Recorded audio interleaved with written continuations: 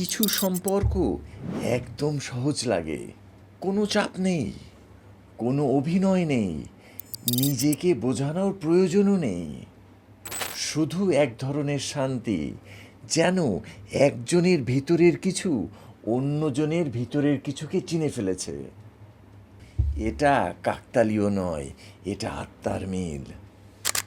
আত্মার সঙ্গে সামঞ্জস্যপূর্ণ বন্ধুত্বের কোমল বিজ্ঞান।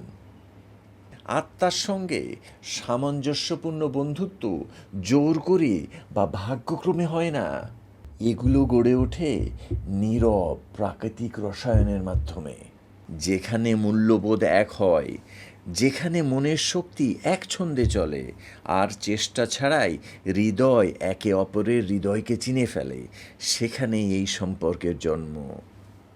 এই কোমল সম্পর্কগুলো জীবনে আনে স্বস্তি, পরিষ্কার অনুভব, আর মনের ভেতর এক ধরনের উষ্ণতা, এবং মনে করিয়ে দেয় যে সেরা বন্ধুত্বগুলো অনেক হয় না, সেগুলো সেই বন্ধুত্ব যা কোমল আত্মার কাছে সঠিক মনে হয়।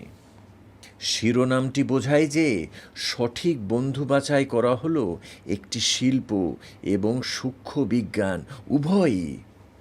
এতে থাকে আবেগগত সামঞ্জস্য বোঝা, মূল্যবোধের মিল, শক্তির সঙ্গতি এবং পারস্পরিক আন্তরিকতা। কোমল বিজ্ঞান মানে হলো এই প্রক্রিয়াটি জোরপূর্বক হয় না, এটি নীরব, প্রাকৃতিক এবং অন্তর্দৃষ্টি সম্পন্ন। আপনি সেই মানুষদের বেছে নেন যাদের আত্মা আপনার আত্মার সাথে সামঞ্জস্যপূর্ণ মনে হয়। বন্ধুত্ব নয় কেবল আকস্মিক মিলন, নয় কথার ভিড়, নয় শব্দের বীক্ষণ। এ এক নীরব গতি, ধীর অন্তঃস্রোতের মতো, যেখানে আত্মা আত্মায় হাঁটে, অকথিত বোধেরত। সঠিক বন্ধু বাছাই সুযোগবশত হয় না, এবং এটি শুধুই আবেগের বিষয়ও নয়, এটি হলো শিল্প এবং সূক্ষ্ম বিজ্ঞানের একটি মিশ্রণ। কেন এটি একটি শিল্প?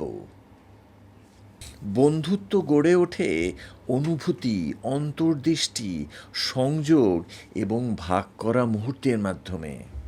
আপনি অনুভব করেন উষ্ণতা, বিশ্বাস, আরাম। আপনি নির্দিষ্ট কিছু মানুষের দিকে আকর্ষণ বোধ করেন, সবসময় কারণ না জেনেও। এই অংশটি প্রাকৃতিক, আবেগগত এবং সুন্দরভাবে মানবিক। কেন এটি একটি বিজ্ঞান?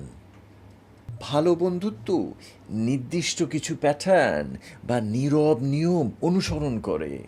আবেগগত সামঞ্জস্য, আপনার অনুভূতি এবং প্রকাশের ধরন একে অপরের সাথে মানানসই। মূল্যবোধের মিল, সততা, সম্মান, সদয়তা, আনুগত্য সম্পর্কিত বিশ্বাস মিলে যায়। শক্তির সঙ্গতি, তাদের স্বভাব শান্ত, ভারসাম্যপূর্ণ, স্থিতিশীল, আপনার সঙ্গে সামঞ্জস্যপূর্ণ। পারস্পরিক আন্তরিকতা, দুজনেই সম্পর্কের জন্য প্রচেষ্টা, সততা এবং যত্ন দেয়।